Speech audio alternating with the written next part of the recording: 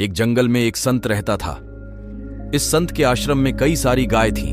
एक दिन इस संत के पास एक गरीब व्यक्ति आया और उसने संत से कहा कि मेरे पास रहने के लिए कोई जगह नहीं है और कई दिनों से मैं भूखा हूं। आप मुझ पर अपनी कृपा करो और मुझे अपना शिष्य बना लो ताकि मैं आपके साथ आपके आश्रम में रह सकूं। संत ने इस गरीब व्यक्ति की बात मान ली और उसे अपना शिष्य बना लिया। संत ने उसे एक गाय दे दी और कहा कि तुम इस गाय की सेवा करो और इससे मिलने वाला दूध केवल तुम्हारा ही होगा।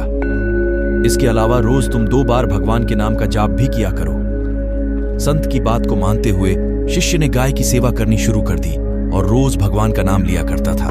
गाय से मिलने वाला दूध शिष्य खुद ही पी जाता था।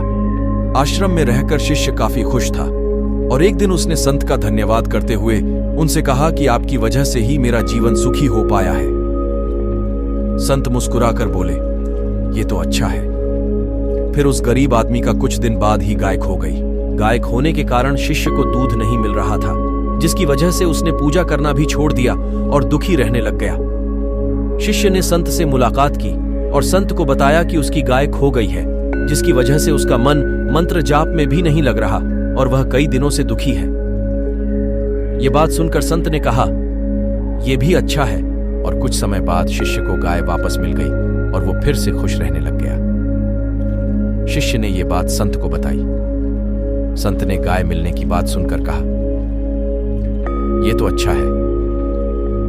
यह सुनते ही शिष्य हैरान हो गया और उसने संत से कहा, मेरे जीवन की हर परिस्थिति में आप अच्छा है, यही क्यों कहते हैं? संत ने जवाब देते हुए कहा, सुखी और सफल जीवन पाने के लिए सुख हो या दुख, हर समय प्रसन्न रहना चाहिए।